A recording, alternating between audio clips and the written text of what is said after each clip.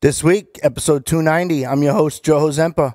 We have the awesome opportunity to interview Stephen Bailey from S&M Brands. He's the co-founder and president. If you don't know what that is, it's better known as Cornelius and Anthony Cigars. I am your host, Joe Hozempa. I can't believe we're going to take some time out at the end of this segment and kind of do a quick yearly recap as I'm looking at the calendar. I think this is our last show. I'm not 100% sure of the schedule, but hey, thank you for tuning in right here, episode 290 of the Stogie Geek Show.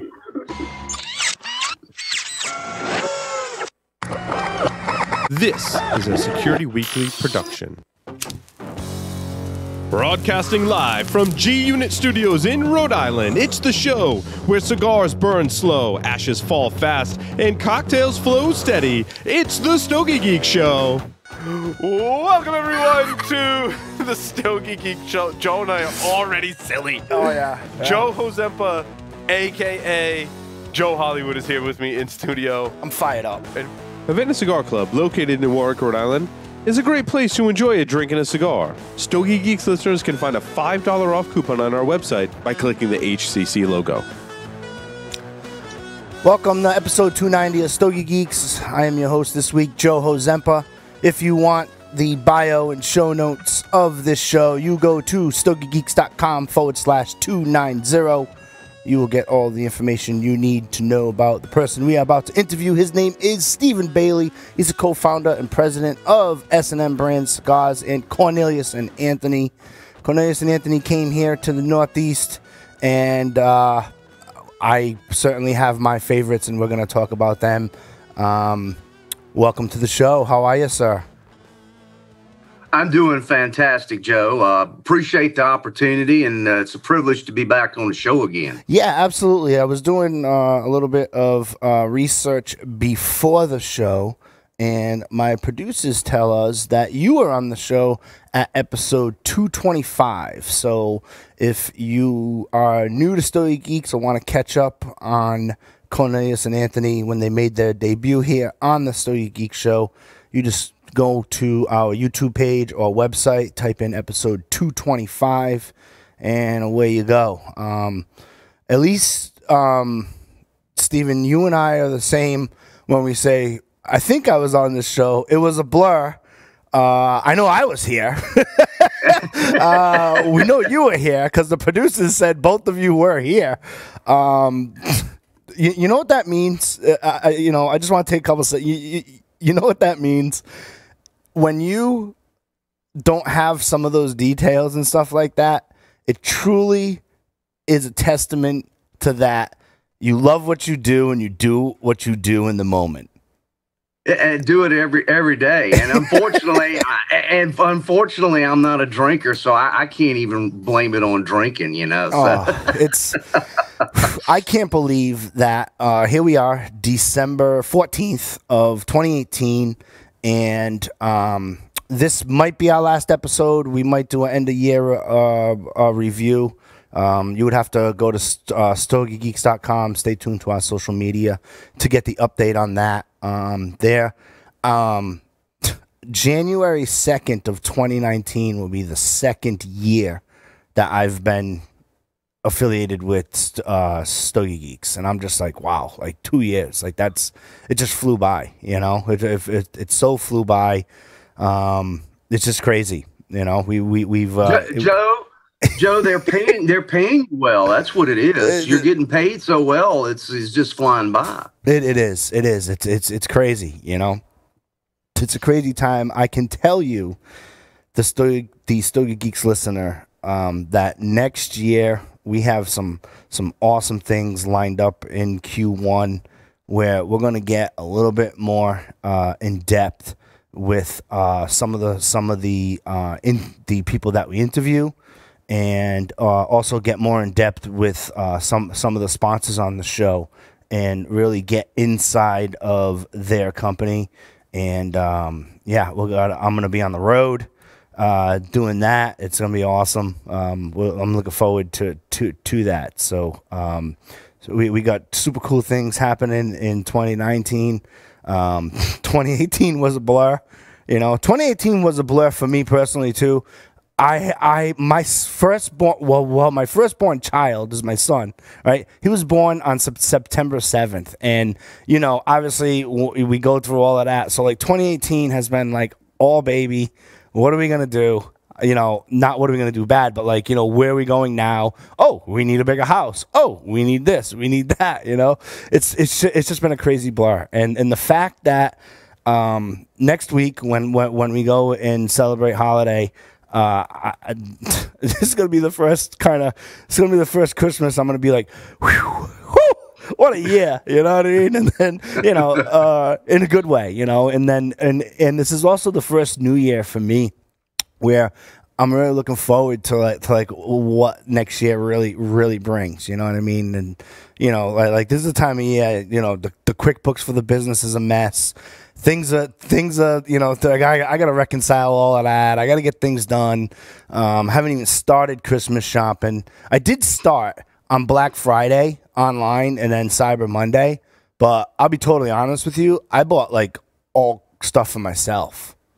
Like, I mean, it got really bad. Like I bought myself like I said this on the Stogie Geek show. I bought myself like a super cool cigar kind of thing, and it holds all my stuff. I got so much stuff. So I bought boxes of cigars, all stuff, and I'm like, this is why I can't start early, because I'm like, ooh, I like that. Oh, it can be delivered in 2 days. I'm on it. You know what I mean? I'm guilty as well. I'm not finished either. I wanted to get finished early this year, but it's just too much been going on for me. And Joe, is this the first year that you're with a child for first time? Oh yeah. Both me and Mom are first time parents. Fantastic! Congratulations. I could do a whole podcast on those past 14 weeks. It's wait till they start driving. That's when you're going to turn into a parent. You know what I mean? It's like it's like, and then I'm obviously Italian, so everyone in my family is a doctor. I mean, you know what I mean? Like and especially like with Thanksgiving, everybody was over and both sides of the family were over, and they like evaluate the kid, and they're like, and it's just like, dude, really? And like, oh, he's so cute. Really? You think he's cute? Well, I'll tell you what, about 4:08 in the morning, come on over to the house. I'll leave the front door open. We can all get together again and see how cute he is at 4 o'clock in the morning. Oh, it's crazy. It's just been a blast. I can't even describe like just how I'm feeling and everything that transpired over this calendar year, not only here on the Stogie Geek show, but like here in my personal life and my business life, and it's just a great time. It's a great time. It just changes you. You don't really. I didn't really grow up until I had my first child. I mean, that's just a fact. And I got married, and I was, okay, I'm married. Whoop-de-doo. I can always get another woman, right? But then the kid comes along, and you're kind of hosed, because that's your kid forever. Yeah, sure. And it's a reflection of you, and it's a big moment, and hang on to it, because it doesn't last long. 18, 20 years sounds like a long time, but I can still remember my first one born, and I'm sitting there going, oh my God, I'm responsible for another human being, and that means I've got to tighten my act up. And I've been pretty busy ever since. Oh yeah, for sure. It's just crazy. It's just awesome. I remember the first Stogie Geeks episode I did post baby, right? I came back, and it's like I couldn't even concentrate. You know what I mean? Like it was just like yeah. And the person was in studio, right? It was Tom from the Line of Duty Cigars, right? He came in with Greg from Vintage. It was a great interview and stuff like that. But it was like one of those things where I'm like wow, like I got like all these things going on, and that first kind of six weeks of when you have a new baby. I mean, you just like it's just your house is just organized chaos. You know, people coming in and out, trying to do that. You're trying to get the baby on a schedule, and everybody wants to visit the baby. It's just crazy, you know. Oh yeah, it was the same way for me. You know, you've got the mothers-in-law showing up, and you know, of course, they're all full of advice and more than willing to tell you what you're doing wrong and all that stuff. Yeah. So I'm happy those days are behind me. Trust me, dude. It gets better after diapers. It really does. Cool. So before we transition into cigar talk. I know that my son has a doctor's appointment, a regular checkup in February, but he's going to have a doctor's appointment Christmas Eve and Christmas Day when he visits the family. You know what I mean? They'll be like, you know, is he okay? Is he eating all right? He's eating. He's gaining weight. He's fine. He's going to the bathroom. We're all good here. Like everything's perfect. You know what I mean? You know, and the offspring evaluation, I can relate to that. And it's just like, and you know, he sleeps on his stomach. What do you mean he sleeps on his stomach? No. I'm sorry. He sleeps on his back. I'm like, yeah, dog, you swallow me, put him on the back. Well, you slept on your stomach. I was like, well, I don't know what to tell you. Doctors said swallow him and put him on his back. And he's at a point now where he's going to start rolling over. You know, you know what I mean? And then so that swaddle technique to put him to bed supposedly goes out the window now. You're not supposed to swaddle him after they roll over because of safety. And I'm like, oh man, what are we gonna do? Like, you know what I mean? Like, what am I gonna do? Like, can I put like a little duct tape to make the blanket a little snug? Like, is that, you know? Kidding.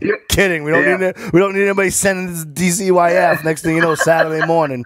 You know, Saturday morning, DCYF saying, we need to check your house for duct tape. It's under the kitchen sink, right?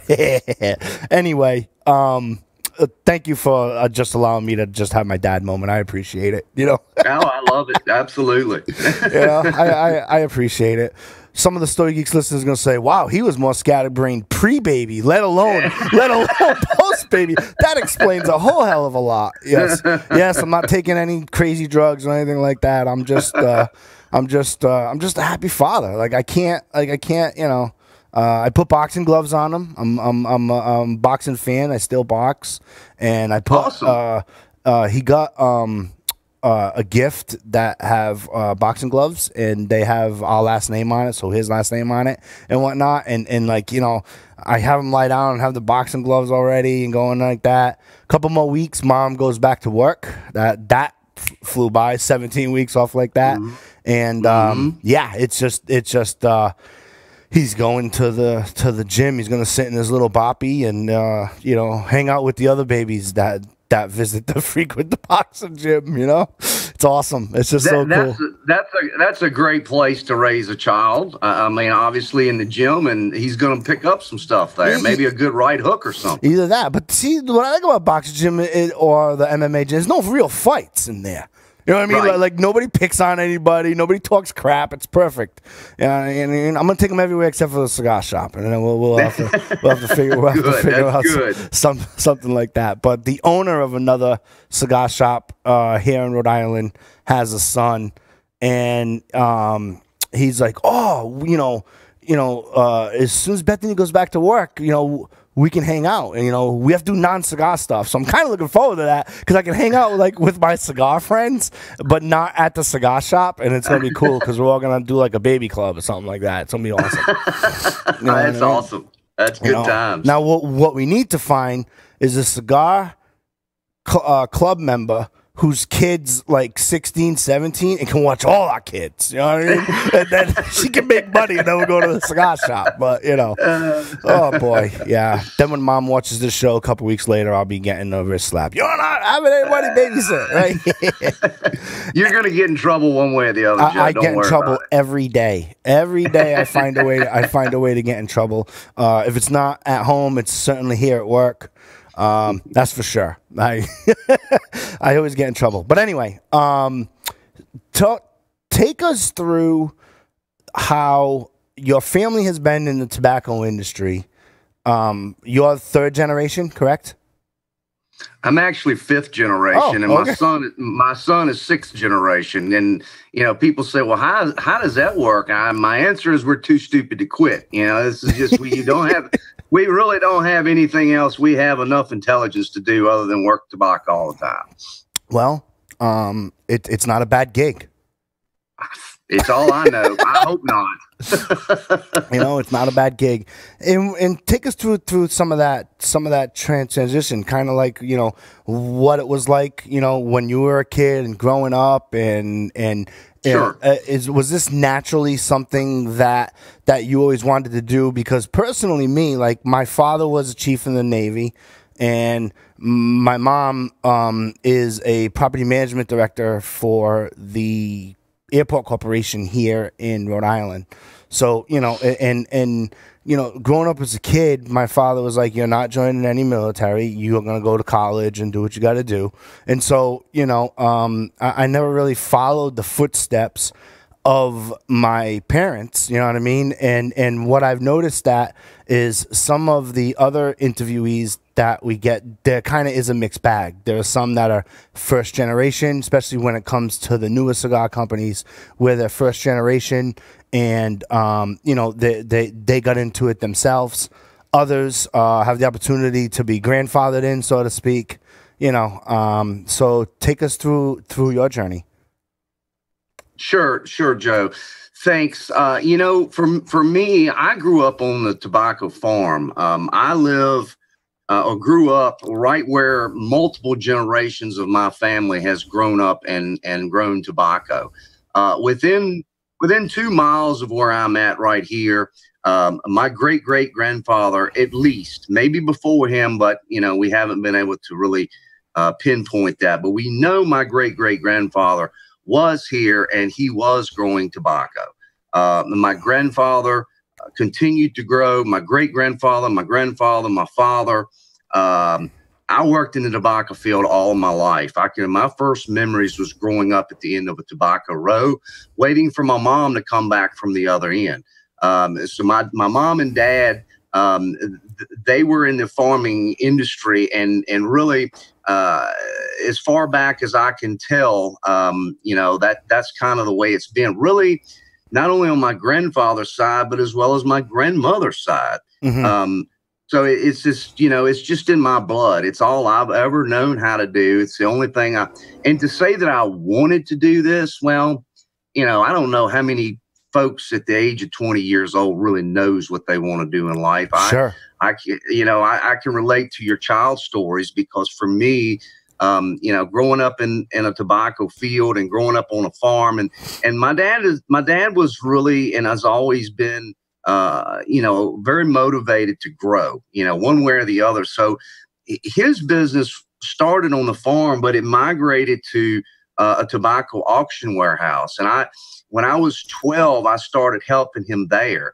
And so between the ages of 8 and 12, I worked on the farm full time. There was in the summertime when all the other kids were having fun, Stephen was kind of stuck in the tobacco field. I can remember what a sorry father, he's got me out here in the tobacco field with these Mexicans, and, what kind of mess is this? And all my friends are either playing baseball, football, or going to the swimming pool during the summertime. But I had to work. So, and I did that up until I turned 22, I believe, when I got married. And, from there, 2 years later, still working on the farm, still working in my father's tobacco warehouse. We were also, and still are, in the tobacco brokerage business, which is basically buying and reselling different varieties and types and stock positions of tobacco, and we sell it all around the world. So that is a business that we've been in since probably 1980. But in 94, when I was 24 years old, and we were coming back from Pennsylvania, because we've been present up there buying tobacco from the farm community since 1980. So we were coming back from Pennsylvania, and Dad says, well, I know you're at a point now where, because I told him, I don't really have any desire to spend another year in the tobacco field or in the warehouse or doing this. I need to do something because I'm married now. And he came to the conclusion it was time to get into the tobacco products business. So in 94, we started making cigarettes here in Southside Virginia, and we're still doing that today. That's kind of where everything started from the tobacco product side. But in 2012, with FDA involvement, I realized that if I ever had a burning desire to get into the premium cigar industry, I'd better do it now because the government's not going to give us an opportunity to do it later on. So that was kind of I jumped into it. I spent a couple of years making a lot of dumb, ignorant mistakes simply because I didn't know any better. And I figured out pretty early on that I didn't have the experience and knowledge base that I needed to do this. So I was out searching for someone that could, that I could hire, that could come in and give me some direction. And that's when I found Courtney. Fortunately, I found Courtney Smith. I don't remember the exact year, but I want to say it's 2015. Mm-hmm. And the 2015 time frame, I was working with a manufacturer. We were introducing really our first product into the premium cigar market. And this was I believe it was the New Orleans IPCPR show. I think that's 2015. Mm-hmm. Anyway, cigars show up, and as we had, been working with the manufacturer for several months leading up to the show, getting prepared for it and getting samples and all. The samples came in for the show. We dig into the samples, and it was a complete and total disaster. The cigars were crap. They weren't nothing what we had anticipated or what we had expected when we gave the guy a lot of money to make cigars for us. So that whole show was, like I said, a disaster. I brought all those cigars back here to our facility, and I burned them up. That's how bad they were. You didn't even smoke them? I did no way. I said, I can't ruin my company's reputation out the gate. There's just, we can't put something out to the public that's unacceptable. So mm-hmm. I burned them up, and, Courtney kind of took the reins at that point, and she said, well, I know two folks that we need to visit with, one of which was Sandy Cobras down at El Titan de Bronze in Miami.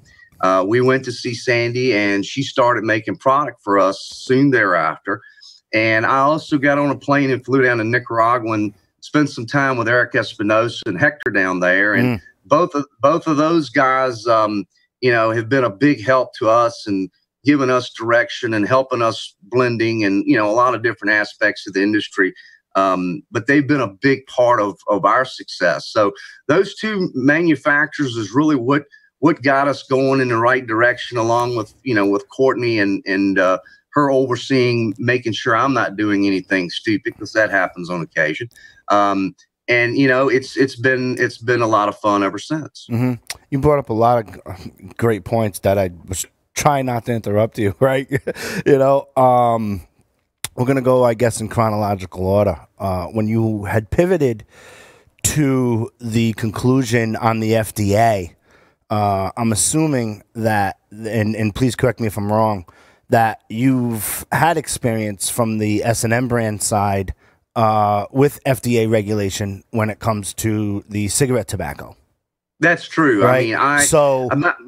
My company is one of only two, mm-hmm. Even to this day, that has a marketing order from the FDA for cigarettes. And it was because of the work that we did, providing all the data, all the information, literally cases and cases and cases and filing cabinets full of documents to provide them with the data that they needed to give us that marketing order. And, I think one other company has pulled that off to date. So getting into the cigar side, I recognized that I was going to have to work with a manufacturer that had been around a long time, that had made a lot of cigars and different blends, because you really got to pull from blends that were made in 2007 and before.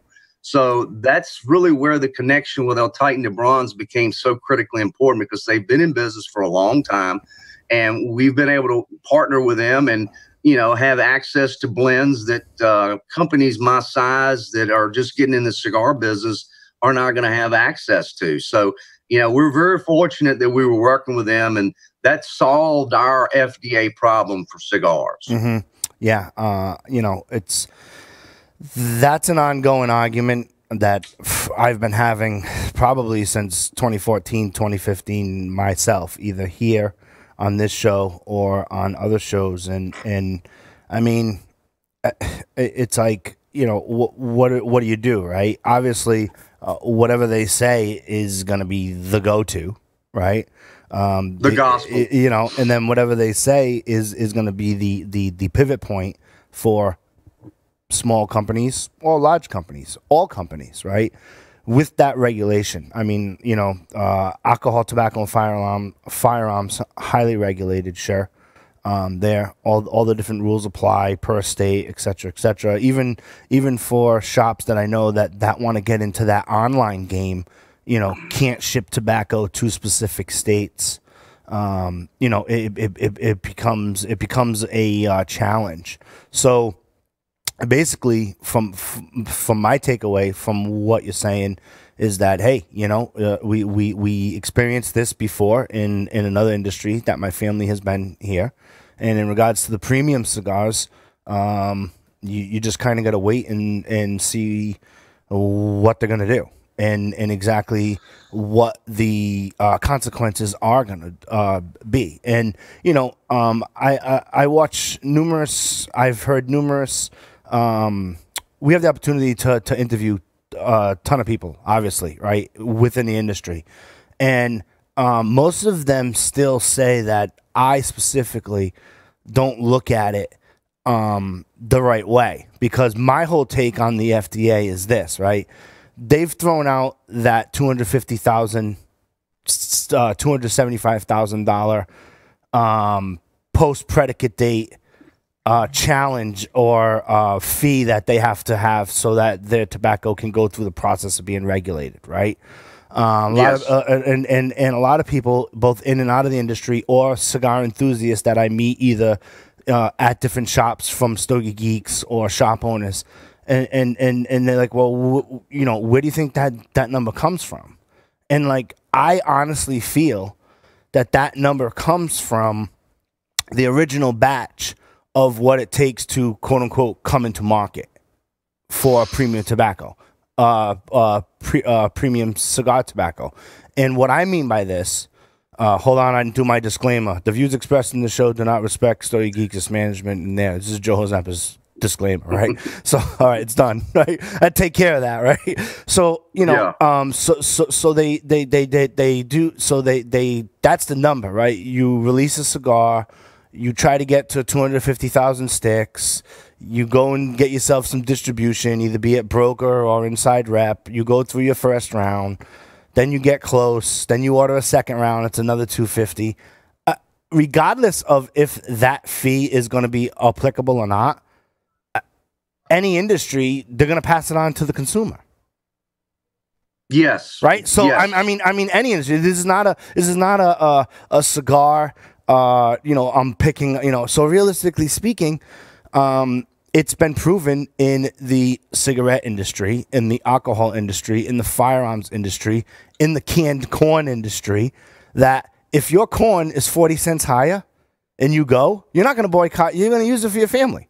And it's the same thing. Yeah. It's the same thing with tobacco. If you truly enjoy cigars, as we do, we're already spending $7, $8, $9, $10, $14, $20, $80, $100 a stick anyway, right? Yeah. What the hell's a buck? Like, it's true. Like seriously, like, and then when I speak to countless people in, out of studio, via Skype, via Zoom, however they come here on Stogie Geeks, and I'm like, it's going to be passed on to the consumer, and we're going to move on because we're going to have no other choice to move on. Now, generating that initial capital could be difficult for some people before they eventually float it to pass it on to the consumer. But what's going to happen? Well, basic economics would tell you that, and again, this is not a cigar industry. This is just an economics 100 level discussion. Basic economics will tell you that the cost will go on to the consumer and the barrier to entry to get into the game was here, and now it's going to be here. And so, okay, downside for the consumer. There's less boutique sticks. There's less new creativity. But the bottom line is we're still going to be able to have premium cigars. And if we do, they're going to be a buck extra. Like, what is the deal? Am I off my rocker? No, you're not. I mean, you're not off your rocker. I think your numbers are low, though. I mean, when you get into creating brands, you're hiring people. you're paying them a lot of money to help you design those brands. Then you're talking to the cigar band manufacturer, and he's going to cost me right much money. And then I've got to go talk to the box guy, and I'm trying to beat the box guy down. There's a significant capital investment involved with getting into the cigar industry even before the FDA was concerned. If you're trying to be in the business long term, and that's the way we've always viewed anything that we've been involved with. We look at it from a long term basis. Sorry, that's Senor Sugar's barking. If you can hear that dog. Yeah. Does the dog look like the dog on the box? Come here, Oscar. Nice. I'll show you. Come here. Come here. Oscar, come here. Yeah. He's barking at somebody. Come here, Oscar. Oscar, come here. I'll get him at some point. I'll figure out, no problem, but I'll show him to you. Yeah. But there is a significant amount of money involved with starting any business. But when you get into the tobacco side of things, and you're talking about the box guy, the manufacturer, you've got to procure the tobacco to make the cigars. Then you've got the advertising. Okay, go buy an ad in Cigar Aficionado and let me know how much pain was involved with that. So that really is a lot of. There's a lot of money involved with starting a cigar brand. I'm glad you brought it up. Buy an ad on Stogie Geeks, and we'll take away the pain. There you go. That's exactly right. And not only that, you can make it interactive, and it can change. It can pivot. You can do different directions. You can do a 30-second clip. You can do a 60-second clip. Before and after the show, you can tell us your story week after week after week. You can do a coupon code and click it to your site. You can't click on Cigar Aficionado magazine. That's true. That's true. I'm just saying. We'll have to figure all that out after the show, Joe. But yeah, I mean, I just generally you mentioned it. And just generally speaking, it's very expensive to get into the business. And once you get into the business, you've got to have a product that is good enough to survive. You've got to have the infrastructure in place to support the product. You've got to have good relationships with the manufacturers. You've got a lot of people. I have a lot of people that are on the ground right now selling cigars, and those people have got to get paid. So, once you start tallying up the dollars involved with starting in this industry, if you're going to survive. Now, there are lots of guys out there that are going to buy, a certain number of boxes and get them in the United States, and let's see what happens. Well, good luck. I mean, that's kind of how I started in the industry, but that was back before the government was batshit crazy. So, to survive in this industry, you've got to have a lot of money. You've got to have a tremendous amount of determination and a burning desire to succeed, because trust me, over the last 25 years, I've had plenty of days that I could have happily walked out of this building and never came back, because it's tough. You're fighting lawyers, you're fighting governments, you're fighting public perception of your products, you're fighting employees, you're fighting vendors. I mean, the list goes on and on and on. Sure. And it's not an easy thing to do. You just have to kind of believe in what you're doing and not worry about failing, and that's just kind of the way it has to go to succeed. Yeah, absolutely. Absolutely. Now, another part of your discussion, you talked about when you first released the cigar over at the New Orleans show. Where are you now currently with Cornelius and Anthony as far as distribution? Take us through some of the brands and blends that you want to highlight. Yeah, I mean, we have introduced products every year since that show. The next year in Vegas, we introduced the Cornelius line. The following year, we introduced introduced Daddy Mac. Yep. And Venganza. Yep. The following year, we introduced Meridian, and we've also introduced the Gent, which was this past year, as well as Mistress. And I'm trying to think, did I leave one out? I don't think so. Ariel? I got them all. Ariel. That's right. I'm smoking one right now. Thank God for Courtney, right? She's keeping us. Right. I'm sorry. Thank God for Courtney. She's keeping us on track, right? Those aren't notes. They're instructions, Joe. Thank you, Courtney. But yeah, I mean, we've tried to introduce, and we will continue to do so, at least one product every year, because I think that's a big part of what keeps consumers coming back. I mean, consumers that are out here, particularly newer consumers of cigars, they're looking for something a little different. They're not hung up on the brands of the past. They want something. They want a variety of different cigars that are in their wheelhouse, and it's up to me and my company to provide that to them so that they can maximize their cigar smoking experience. I mean, there's only so much time. Most of us don't have the luxury of being able to smoke at work. I do. And obviously you do. Yes. But a lot of these folks, you know, they've got some time at some point in their day that is extremely valuable to them, where they're going to sit down and enjoy a cigar. And I've got to make sure that I don't screw that experience up. It's my job to provide a product that they're going to be 100% satisfied with. And, you know, we're, to my knowledge, now I don't like to say we're the only, because I don't know what everybody's doing, but to my knowledge, we're the only company that fully 100% guarantees every single stick, every cigar that comes out of here. If you're not happy with it, if you're not satisfied with it, we will give you your money back. And the reason why is because it's got my name on the packaging. You know, I mean, can you imagine Joe Cigars and some dude in California says, Joe, your cigars suck. And what are you going to do about it? You know, you can either say, well, tough luck, dude, you know, or you can say, hey, man, I'm sorry. Here's your money back. And look, give me another opportunity. I think that builds a lot of loyalty over time because, you know, for us, it's a paramount necessity to provide a super high quality product for that few minutes of time that people have to enjoy. I don't want to be responsible for screwing that time up. Yeah. No, that's a very, very accurate statement where, you know, I have the opportunity to have a cigar at work, sure, but after work, if I get together with some friends or some colleagues or something like that, they haven't had that luxury all day, and they very much look forward to it, you know, for sure. You know what? It's competitive out there, right? I mean, it's ultra competitive out there. What's your sort of take to some of your early on success that you've experienced with that? Because, you know, at least here in the Northeast, here in Rhode Island and Massachusetts and kind of the New Hampshire area, I kind of, especially here in Rhode Island,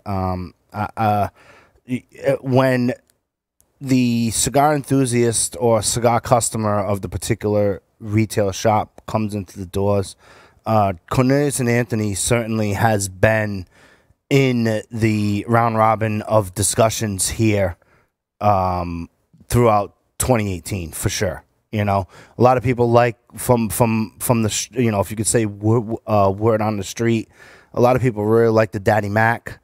I'm a fan of the Senor Ashugas for sure. That so far that one's got my bell rung where I'm like, wow, it's so unique. But what before we get into the actual blends, what kind of take us through like your kind of mantra when it comes to, say, market penetration or product validation, and then how you think that you're positioned within the marketplace now, and what do you think for the years to come? Well, Joe, that's a great question. I mean, the key to surviving or succeeding in any business or industry are the people. It's all about the people. And of course, you've got to have a good product, and you've got to have a lot of infrastructure to support those people in the field. But, you know, as you know, you didn't really know Cornelius and Anthony until I hired Joe up there. So, sure. You know, Joe was a critical component to our success in the Northeast. And I can rattle off names of people down the East Coast and the Midwest and Texas and, you know, out in California where I have the people and those people, whether I have some direct employees that are sales reps that work for me strictly for cigars. I've also dealing with, several brokers that, we've interviewed over time. We felt comfortable with them. They, we felt like they could actually help us get product into the big brick and mortar location. So it's all about the people and the relationships that they already have. Because if I showed up at the store next door to you today with a box of cigars telling somebody I wanted to sell them, they're going to laugh me out the door. They don't know me from Adam. Sure. They would just as soon me get away from there thinking I was an FDA plant or something, So it's important for us to build off existing relationships, either through direct employees or the broker network that we employ now. So that is absolutely a big component. Now, as far as our distribution is concerned, our cigars are available throughout the entire country. There are places we're not in, and we're trying to get in them. We're asking for the business. A lot of times there are agreements with other competitors that keeps me out of there. A lot of times it's because there's a lack of awareness of the product. So anytime that any of your listeners or you walk into a shop that doesn't carry my product, ask for it, because most retailers are not going to invest their money in an unknown. It's too expensive to carry the inventory. So they're going to only carry things that they know they can sell. And if they got consumers walking in the door asking for it, that's a pretty good clue that they can sell it. So, we're working hard to get product available in every brick and mortar location in the United States. We've also got our products available in the catalogs, which personally, I don't love the catalog situation because I know what's involved with opening a small business. It's a lot of investment. There's a lot of time and sweat equity and, employees, and there's just a lot involved with it. And I want to see those guys succeed. But unfortunately, in order for me to grow my business, in order for my product to have good distribution to a vast majority of the cigar consumers, I have to do business with the catalog company. So for the most part, you can find my cigars at brick and mortar. And if you cannot, ask for them and, go online if you have to. Yeah. Yeah. I mean, in regards to the catalogs, I mean, it's not a bad thing. I mean, cigar smokers get together with their friends and they split a box. They buy it online or they buy it from a catalog and whatnot, and they get together. The mission is still accomplished, right? It's sort of accomplished. Yeah. Here's the difference. The difference is that venue that brick and mortar controls is where I get all my feedback from. Sure. That's where I'm talking to the consumer, and the consumer is telling me, hey, I love your stuff, or I hate your stuff, or, I'm getting that feedback that's so critical for me to respond to. And that really goes to, what we're doing all the time here. And every year as we're introducing a new product, we're not just, flipping a coin saying we're going to pick a brand and pick a blend and let's go see what happens. What we're doing is we're taking that consumer feedback and we're utilizing that as a guide for us to create the next blend, if you will, and create the next brand and the next set of artwork that is going to add to our portfolio. I've got several different lines now. They've all been put into place for a reason. Most of the time it's because of consumer feedback of, hey, I want a Connecticut, or I want a Maduro, or I like this size, and I like the products with this type of wrapper on it. That's the kind of feedback that we utilize to really make our decisions as far as new product introductions are concerned. So that's why I have to have brick and mortar. I don't get that kind of feedback, from a catalog company unless I, happen to see somebody write a review under my products on one of the websites. That's not enough information to really make decisions by. Mm-hmm. Has social media been a big part of your outreach, or are you still kind of tied to some of the conventional methods of, example, putting in Cigar Aficionado or another magazine or another type of, like, what's your take on some of that stuff in regards to social media and its impact in launching a brand? Social media is critical for us. We want to talk to that consumer that's willing to talk back. You know, there's a lot of guys, old guys that are smoking their brand from 25, 30 years ago that they walk in, they buy their box, they go home, they come back in, however much time, and they don't really venture into trying new things. The folks on social media are willing to try new things. Mm-hmm. They want variety. They want the new thing that's coming out.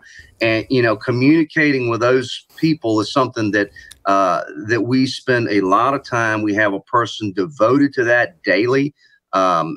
She does such a wonderful job. She's up in the Northeast, and we're just tickled to death to have her. But we couldn't survive without social media because it's such a fantastic communication platform to give and receive information from consumers. Mm-hmm. Yeah, absolutely. And I also think it allows them to get kind of a easier access to a more in-depth look of the company and kind of get some more knowledge because the seekers of what's the newest cigar out there, the consumer behavior is a lot of like craft beer industry, right? Mm-hmm. Where very much so. where the craft beer industry, we've I've done some home brewing myself. I'm craft beer junkie for sure.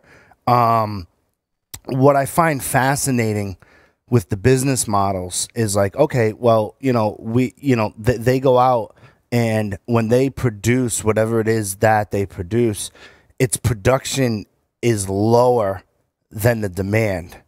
So again, basic economics will tell you that when there's a line out the door for some new release or some weekend release or however they market and position it, it builds the demand, and it's quite fascinating.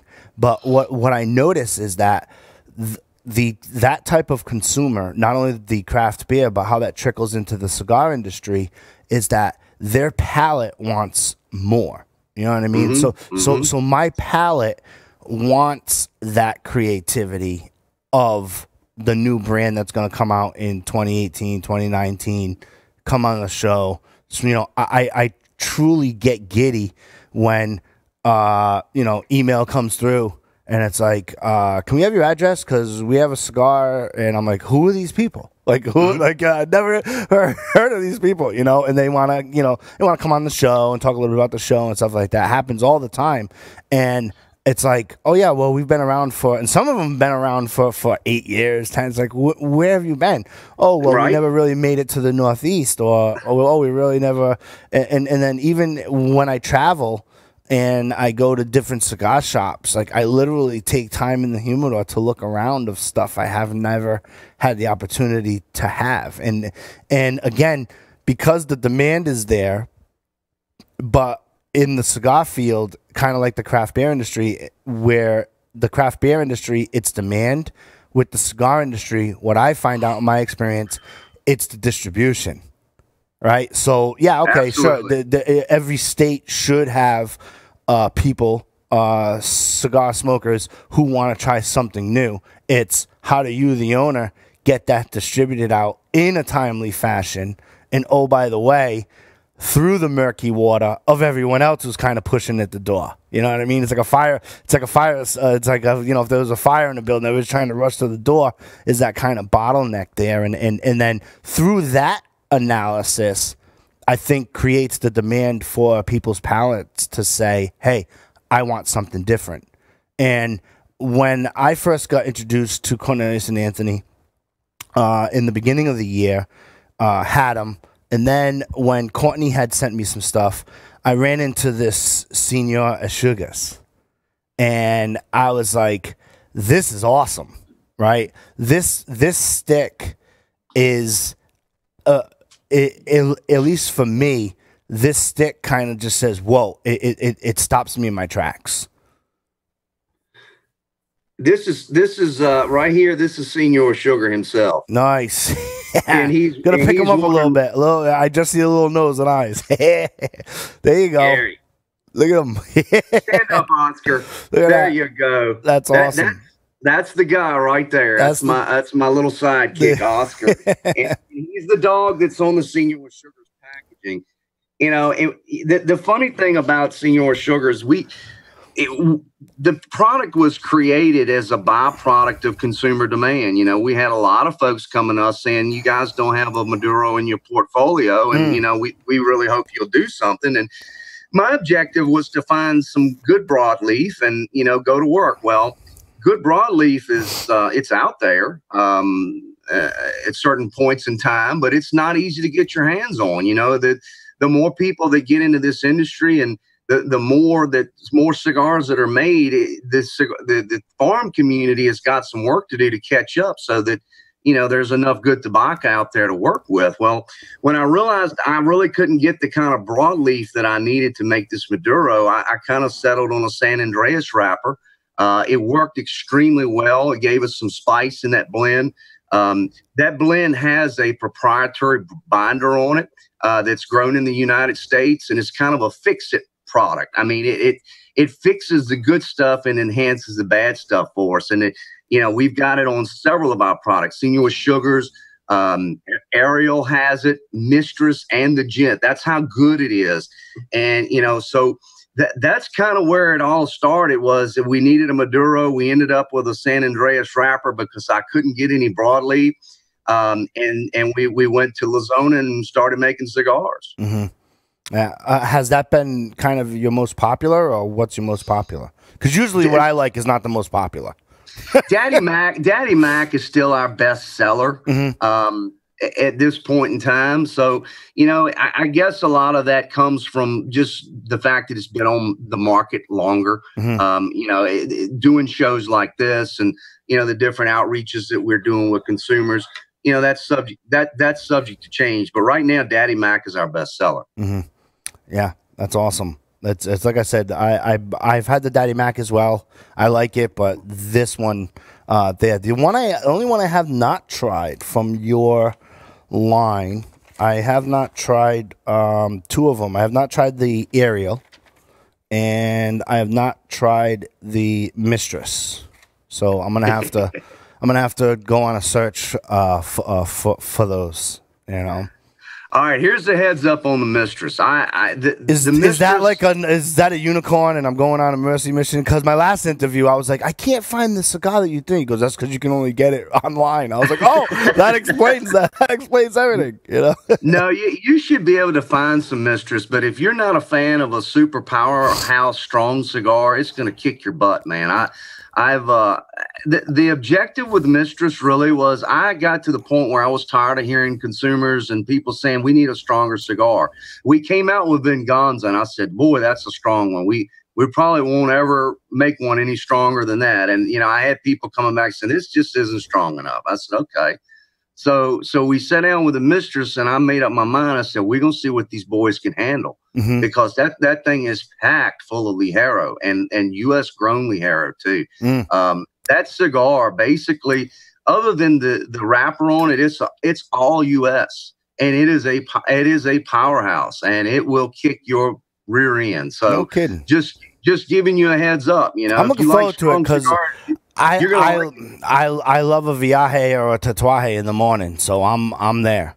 You know, rock and roll, brother. I want you to smoke that cigar, and I want you to come back to me and tell me how you could stand it. And believe it or not, there have been at least one other consumer that came to me and says, this cigar is not strong enough. And I just said, oh my God, you can't get it any stronger. I mean, it's nothing but Ligero in that cigar. And it is a butt whipping Ligero too. It's not, you know, it's not anything that's come off a poor soul. It is top of the line, top of the stalk tobacco in that cigar. And I want you to smoke it, and you let me know how things went afterwards. I will, absolutely. I'll tag you on Facebook and take a picture and let you know. You mentioned that you put some U.S. components in regards to the tobacco in there. Has that been? Is that like, you know, what's your kind of methodology behind that, other than you could probably get it, right? Well, that's part of it, Joe. But honestly, you know, I'm from a tobacco growing family in the United States of America, and you know, I've got neighbors that are tobacco growers and friends that are tobacco growers, and you know, I mean, you're kind of loyal to your country and you're loyal to farmers. I mean, we have long-term business relationships with the farm community all over the United States. And frankly, we grow the best tobacco in the world because of our, our infrastructure and the ability to the growing conditions, the soil, all of those things work extremely well, even for cigar tobacco. So yeah, I lean toward U.S. grown if I can. I mean, obviously there are certain styles and varieties of tobacco that may not do quite as well growing here in the United States as it does in, say, maybe Cuba, or even the volcanic soil from Nicaragua. That has a special twist to it, and we love that tobacco. I mean, you won't really find any products that we manufacture without some Nicaraguan, with the exception of the Mistress. I think everything else has got some Nicaraguan, particularly on the filler side. And really, we love the tobacco from Nicaragua, but it's just the relationships with the farm community here in the U.S. that makes it better if we can buy some tobacco in the U.S. to make cigars with. That's awesome. You got a couple more minutes to talk 2019? Your expectations? I'm here as long as you need me, at least up for another few minutes. Okay, yeah. We'll go about another 8 to 10 minutes or so. I just wanted to take some time out and talk about kind of your takeaways on industry. It can be specific to Cornelius and Anthony, or just your take in the industry there for 2018. And what do you think that you're gonna or that we're all gonna see in 2019? And if you don't want to answer that question because there are thousands of listeners, I understand. But well, I mean, I can tell you in 20, I'm not going on record to say that, right? Right. In 2019, we'll be introducing another cigar. I mean, that's just you can figure for us to introduce a cigar probably over the next one every year for the next 10 years. I mean, we're just prepared to do that. A lot of the artwork is already done, and we've done a lot of planning to create products that accentuates our portfolio that is based on consumer feedback. So we're gonna keep rolling cigars out, and again, as I told you earlier in the show, the good news for us is all of these cigar blends are grandfathered. So we're able to roll one out every year, and we're going to continue to do that. Now, whether the whole industry is going to take that approach or not, I don't know. I've noticed a lot of things that I know from my own knowledge base that there's going to be some problems, because I see some things happening from manufacturers that, the way I understand the FDA, they're not supposed to be happening. So, you may hear about some folks getting slapped on the wrist or product pulled off the shelf at some point in the future because it doesn't meet the definition of a grandfather blend, or has been through the SE application process. So, that's why you don't see limited stuff from us. I don't do any limited editions. Yeah. It's just, there's no future in it, frankly. I mean, I know why manufacturers are doing it. It's the cycle of the year, basically. You get to July and it's all IPCPR, and that's really when a ton of product is sold. You don't sell a lot of product after that. I mean, you sell some through the year to fill in here and there, but the big push is always around IPCPR, and that's where a lot of cigars get sold. And then you got folks coming into the first part of the year like we're about to, and, things slow down. It's really slow because of the weather in the country, and, folks aren't smoking as many cigars. And a lot of times manufacturers say, I need to do something to fill in this dead zone of time between now and when spring comes. And you'll see guys rolling out limited editions and different stuff. And that's, that's fine as long as they don't run into any issues. But, for us, we're going to stick with things that we know is going to be in compliance with FDA, because there's enough other problems being in the cigar industry than to go ahead and shoot yourself in the foot. So we try to avoid that if possible. Yeah. Well, what was super awesome for you that happened in 2018? We beat the Patriots. My team beat the Patriots. Last Sunday, it made my entire year. Everything's good now, no matter what happens. That's pretty much it for me. That's it.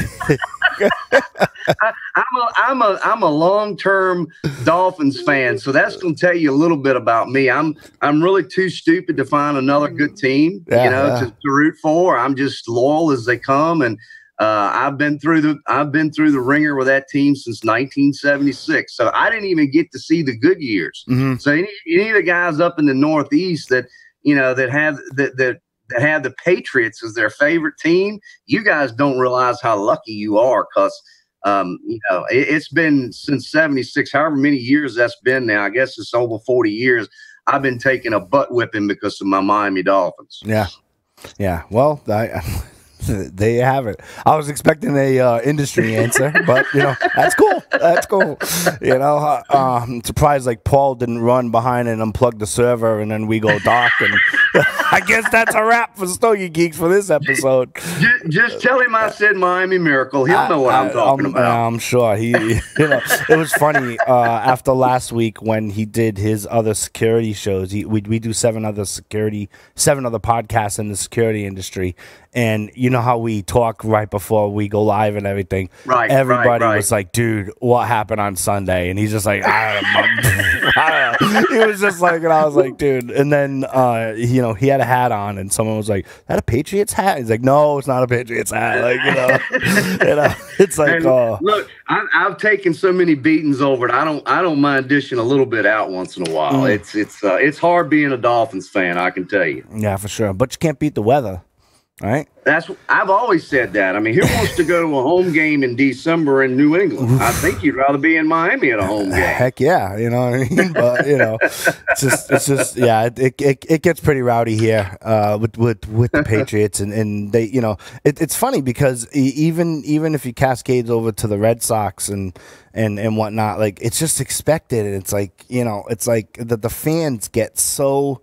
Not only so into it, but like they could be up by 3 and they're like, it's not enough. Like it's not, it's like they'll be all right. Like relax, But it's just enjoy it because I can tell you as a sports fan that it doesn't last forever, and you better enjoy it while it's there, because when it's not going good, it sucks. I mean, I'm a long-term football fan. My youngest son is a player in college, and this is his first season in college, and they redshirted him. So I didn't get to see him play any this year, which really sucked. Mm-hmm. My team sucked as usual until last Sunday, though we are somehow or another still in the playoff race. But enjoy a winning sports team if they're your favorite, because those are good times, and it doesn't happen every single year. Yeah, that's true. That's true. I think, what we're going to see here in 2019 from an industry perspective, I think we're going to see a little bit more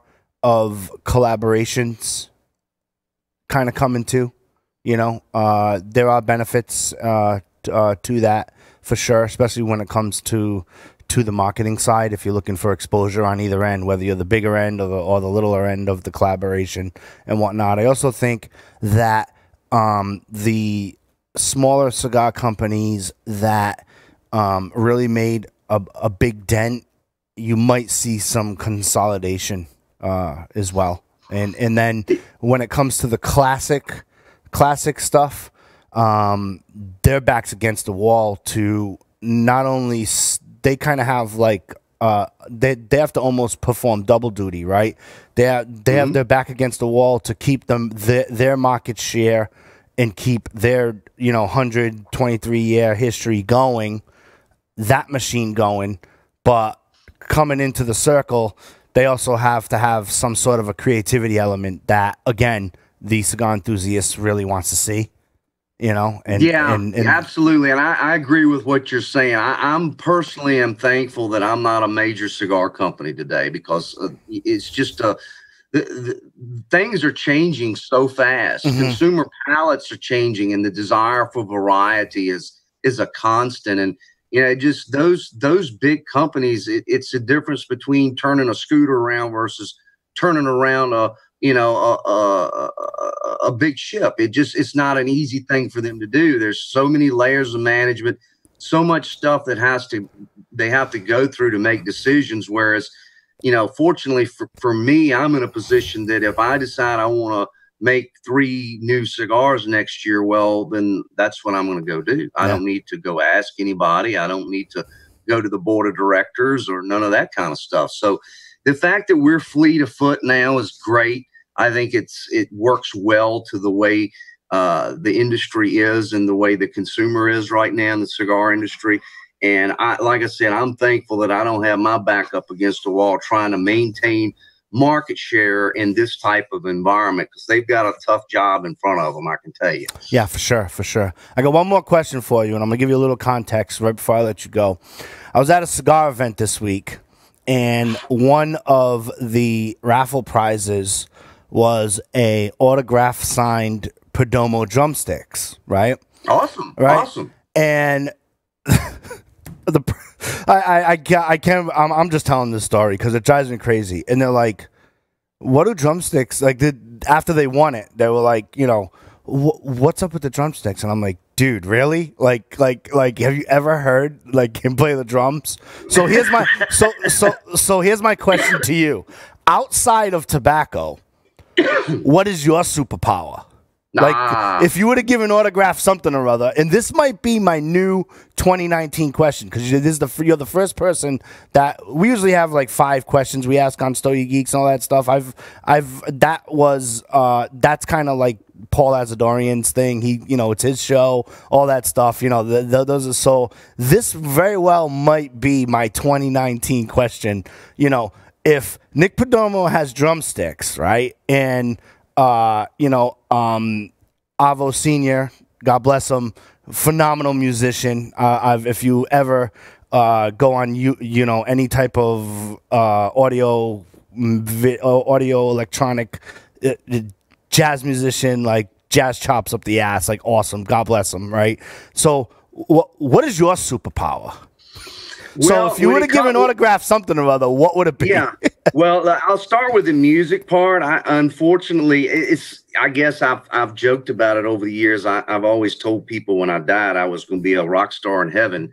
Unfortunately, I can't play nothing other than the radio. I'm pretty good with the radio, but after that, I can't play nothing. I can't sing. I can't do anything, and it's unfortunate because I love music. It's one of my favorite pastimes. But me personally, when I'm not working, I'm fishing. I love the bass fish. I love competitive bass fishing.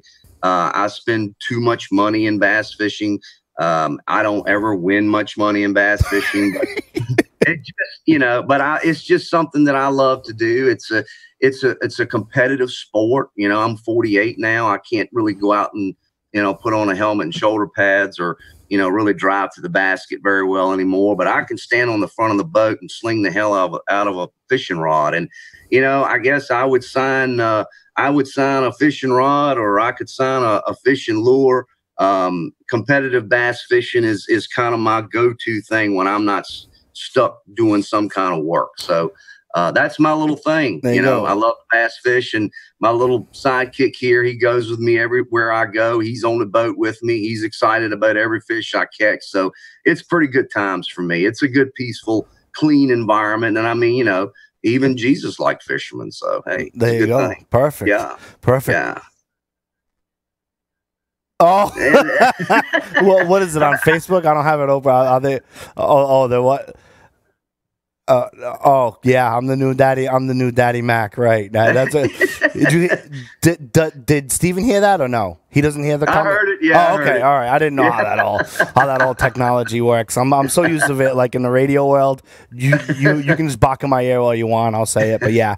So for the Stogie Geeks listeners who didn't hear it, there was a comment over a Stogie Geeks listener who is watching this live, and he says, "Since I am a father now, I'm the new Daddy Mac." There you go. My comment to you, Steven, is, in 2019, if I start seeing fishing lures as like a swag gift, they gotta come let me know, because I will ship you a bunch of Stogie Geek stickers so you can pass them both out at once, right? Oh, that's a great idea. You know what I mean? Absolutely. So, because that marketing mechanism was invented right here today, December 14th, right? Absolutely. Of 2018. I can see it now. You got the drums, IPCPI. You're like going to be there in a fishing outfit, with a cigar on the end of it, getting people to come to your booth, right? And I'll be trying to sign fishing lures and end up sticking a hook in my hand. That's just, what are you gonna do? It's all good. It's all good. That's right. Well, Merry Christmas to you, sir. Thank you for your time. Happy New Year to you. Best of luck. Keep in touch with us over 2019. If you ever have any update or press releases, let me know. Thank you for being on the show. Christmas. Listeners, Happy New Year. Merry Christmas. Be safe.